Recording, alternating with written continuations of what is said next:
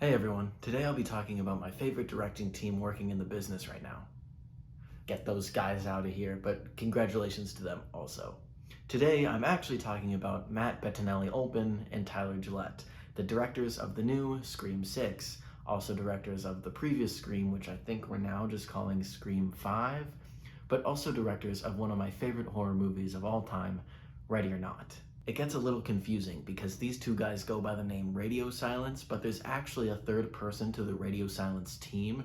His name is Chad Villela. He's a producer, and so one producer, two directors, they make up the name Radio Silence. These three guys also founded a production company called Radio Silence Productions, which produce various movies. So if something is a Radio Silence production, it doesn't necessarily mean that these two guys directed it, it's just coming from their production company. And if something is directed by Radio Silence, that means it's them also, but I think they just are now using their regular names, so it doesn't get this confusing. Since I'm a big fan of their three most recent projects, I decided to go back and watch their entire filmography, which actually isn't a lot. For this video, I'm only going to be talking about their feature-length films that they worked on. Of course, they did shorts earlier, and I'll actually touch on those at the end of this video just a little bit. But first, let's focus on the features. The first one they ever worked on is VHS, coming out in 2012. If you're unfamiliar with VHS, it's an anthology movie, which means it's made up of 5 separate short films, each directed by different people, and it's strung together by the 6th sort of narrative, all of which are found footage, scary horror stuff. And Matt and Tyler directed one of these short films. Another person who directed one is Ty West, who's also out there doing cool horror things in the industry, so good for him. Matt and Tyler directed the last short film of the movie, titled 10/31/98, which is Halloween 1998. It's about these guys who show up to the wrong house for a Halloween party and it's empty, but they find some people in the attic that maybe they're not supposed to mess with, and things get crazy. Out of the 5 short films in this anthology, I'd say this one's definitely one of the strongest. Maybe that's why they put it last, saving their best for last. If you've seen Skinamarink, it's exactly like that, but just with more of a narrative behind it, as weird poltergeist things happen, and there's some crazy imagery, some scary imagery, and overall I thought it was super effective and a good horror film. Lastly, I'd like to point out that this is one of the few times that Radio Silence actually wrote their own script and directed it as well, as moving into the future with their bigger movies, they did not write those scripts, which honestly is kind of a breath of fresh air because it feels like today every director is also the writer, and it's like too much of one vision and voice to where audiences could really blame that one specific person if they didn't like the movie. But if you didn't like who the killer was in Scream 6, don't blame these guys, blame these guys, because they're the writers.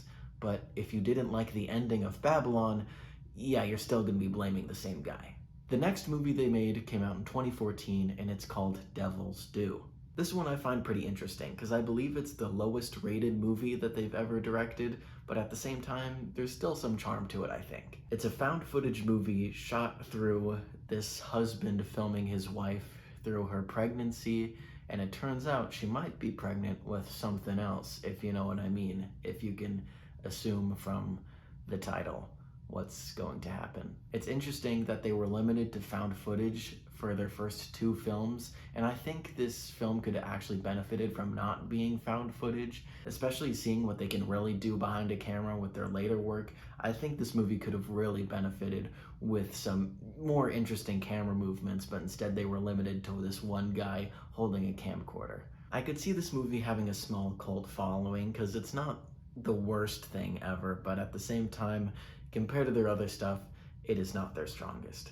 The next film that Radio Silence worked on was Southbound, which came out in 2015. And yes, it's another anthology movie. This time, Radio Silence directs 2 of the 5 short films in this movie, that being the first one and the last one. Because Southbound's whole gimmick is sort of at the end of one short film, it leads directly into the next one. And so that means the last short film has to lead directly into the first one, and so they direct both of those.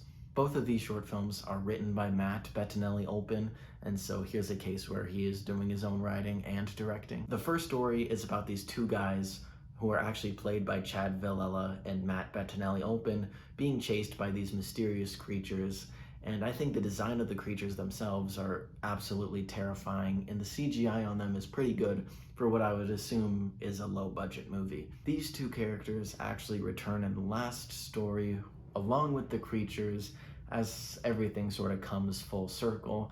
I don't think the narrative is that strong, but the directing and the horror elements are. And then, a full 4 years later, we are blessed with the gem that is Ready or Not. I could honestly make a whole video on this movie, and I know so many other people have, because oh my gosh, this was just a breath of fresh air in 2019. Because we were in a phase of Hollywood where we just make childish concepts scary, like, oh no, the game Truth or Dare is now scary. And I bet a lot of people was like, oh, they're making a horror movie based on hide and seek. Let me roll my eyes. This is cringy. But instead, it turns out to be an absolute banger. If you don't know the premise of Ready or Not, it's about this woman named Grace who marries into this big rich family who owns a board game empire, and it is family tradition that on their wedding night they all play a game together.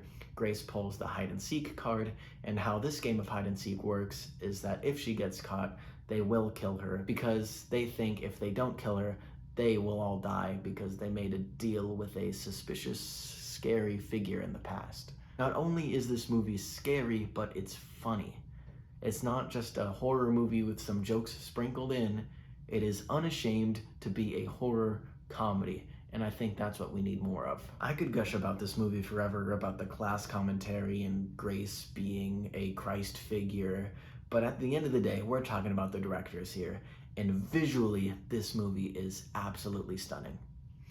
The production design of the mansion and the costumes and the look and feel, the color of everything, oh my, don't even get me started on the color. A fun fact that I realized is that the end credit song of Ready or Not is Love Me Tender, the same song that plays during the wedding in Devil's Due. So I thought that was a fun throwback to one of their previous movies. They must like that song.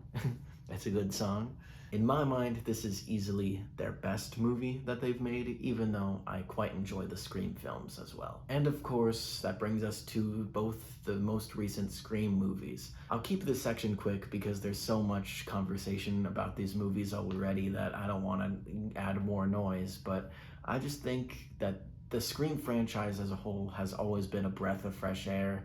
Being a slasher mixed with a whodunit, you know that there's two people, so you always got to be on the watch out, picking up clues, and of course that works amazing on a rewatch once you know who it is.